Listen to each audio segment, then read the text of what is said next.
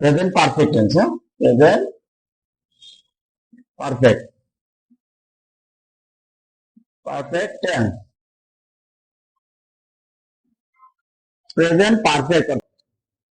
বর্তমান কালের কোন ঘটনা বা কাজ কিছুক্ষণ আগে শেষ হয়েছে কিন্তু যার ফলটা এখনো বর্তমান। যেমন আমি ভাত খেয়েছি, তুমি রান্না করেছ, তারা স্কুলে গিয়েছে, এই যে কথাগুলো করে ফেলেছে বাট বেশি সময় হয় না, এরকম একটা বোঝায়, সেটাকে প্রেজেন্ট পারফেক্ট টেন্স বলে। আমি যদি সংজ্ঞায়িত লিখে দিই, প্রেজেন্ট পারফেক্ট টেন্স, হ্যাঁ, বর্তমানে কোন কাজ বা ঘটনা কিছুক্ষণ আগে শেষ হয়েছে বোঝাতে, আগে শেষ হয়েছে এরূপ বোঝাতে প্রেজেন্ট পারফেক্ট টেন্স হয়। এখন আমরা চিনব কেমনে? এই প্রেজেন্ট পারফেক্ট টেন্সের বাক্যটার শেষে বাংলা ক্রিয়া শেষে অথবা বাক্যের শেষে দেখা গেছে কি উচ্চারণ হবে হয়েছে, করেছে, গিয়েছে, মানে ইয়াছি, ইয়েছ, ইয়েছেন, ইয়াছি লিখেছিলাম বাংলা ক্রিয়া, বাংলা ক্রিয়ার শেষে ইয়াছি, ইয়েছ, ইয়েছেন, অর্থাৎ করেছি, খেয়েছি, গিয়েছি, মেরেছি, ধরেছ, করেছ, খেয়েছ, ধরেছেন, খেয়েছেন, করেছেন, এই শব্দগুলো যেসব বাক্যের মধ্যে আসবে সেটা বুঝতে হবে প্রেজেন্ট পারফেক্ট টেন্স। এখন এই প্রেজেন্ট পারফেক্ট টেন্সটাকে আমরা কিভাবে স্ট্রাকচার বা গঠিত করব, গঠনটা কি, হ্যাঁ, গঠনটা লিখে দিই। গঠন হচ্ছে প্রথমে সাবজেক্ট প্লাস হ্যাভ অথবা হ্যাভ, তারপরে ভার্বের পাস্ট পার্টিসিপল ফর্ম, ভার্বের 3 নাম্বার ফর্ম অথবা ভার্বের past participle form plus object. তাহলে আমি যদি একটা বাংলা বলি যে আমি ফুটবল খেলেছি, তাহলে কি হতে পারে? হবে আমি ফুটবল খেলেছি, কি হবে? খেলেছি, খেলেছি, করেছি, গিয়েছি, তাহলে এখানে কি আছে? এছি আছে, ইয়াছি, খেলেছি, হ্যাঁ। আচ্ছা, এখন সাবজেক্ট, আমরা সাবজেক্ট নিয়ে আসবো আই, তারপরে আই এর সাথে আমি বলি কখন হ্যাভ হবে আর কখন হ্যাজ হবে। থার্ড পারসন সিঙ্গুলার ক্ষেত্রে হ্যাজ আর বাকি সব ক্ষেত্রে হ্যাভ। আমি তো লিখে দিলাম সাইড দিয়ে থার্ড পারসন সিঙ্গুলার নাম্বার হলে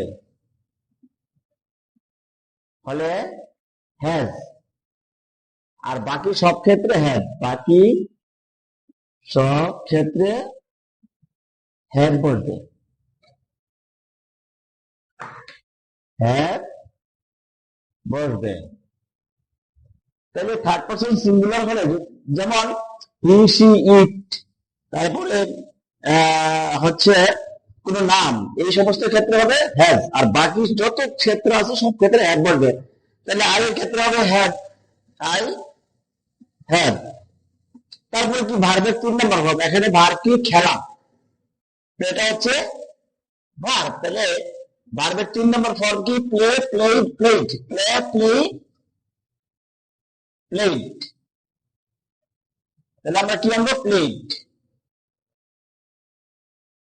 কি ফেলেছি? অবজেক্ট এখানে ফুটবল।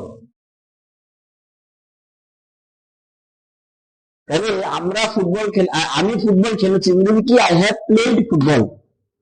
আমি ফুটবল খেলেছি, আই হ্যাভ প্লেড ফুটবল। তুমি ফুটবল খেলেছ, ইউ হ্যাভ প্লেড ফুটবল। সে ফুটবল খেলেছে, হি হ্যাজ, যেহেতু হি থার্ড পারসন সিঙ্গুলার, তাহলে হি হ্যাজ প্লেড ফুটবল।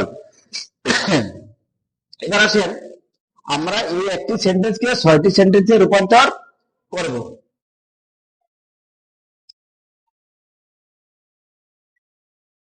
এই একটি সেন্টেন্সকে কিভাবে 6টি সেন্টেন্সে রূপান্তর করব? প্রথমে অ্যাফার্মেটিভ হচ্ছে আমি ফুটবল খেলেছি,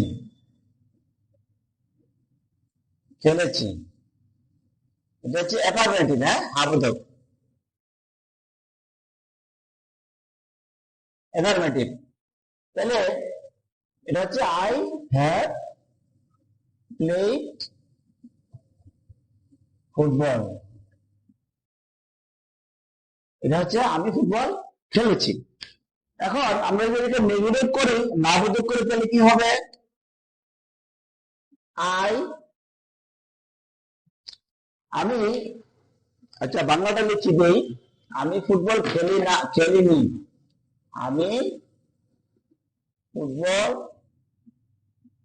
খেলি নি, এই তো আমি খেলেছি, আমি খেলিনি। তাহলে এটা আমি কিভাবে ইংরেজি করব? প্রেজেন্ট পারফেক্ট টেন্সে নেগেটিভ, যেহেতু নেগেটিভ আমরা একটা নিয়ম জানি যে যে কোনো সেন্টেন্স কিন্তু আমরা নেগেটিভ করতে হয়, তাহলে অক্সিলারি ভার্বের সাথে নট বসবে। তাহলে কি হবে? I have not, I have not played football.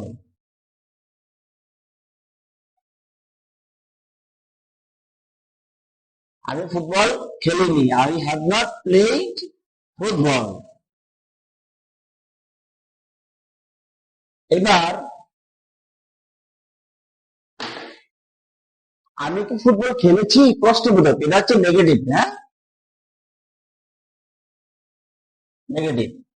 এবার আসেন প্রশ্নবোধক হলে কি করব?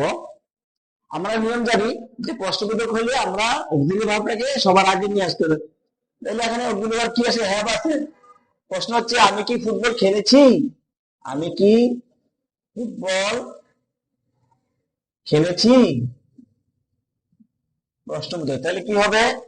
হ্যাভ আগে চলে আসবে, তাহলে হ্যাভ হবে have I, subject, played football, have I played football, আমি কি ফুটবল খেলেছি। আচ্ছা আমি কি ফুটবল খেলিনি, খেলেছি, খেলিনি, আমি কি খেলিনি, প্রশ্ন করতে হলে কি করতে হবে? আমি কি,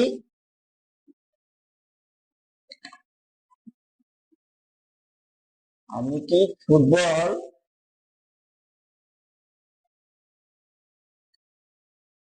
ফুটবল খেলিনি। তাহলে কি করতে হবে? নেগেটিভ এবং ইন্টারভিউ। তাহলে হ্যাভ এর সাথে একটা কি হবে? নট, যেহেতু নেগেটিভ সাউন্ড আছে তাহলে হ্যাভ নট। এই হ্যাভ নট কে আমরা সংক্ষিপ্ত বলবো হ্যাভন্ট। কি বলবো? হ্যাভন্ট।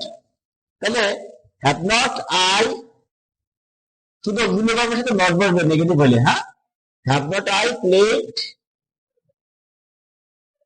ফুটবল, আমি কি ফুটবল খেলিনি, have not I played football.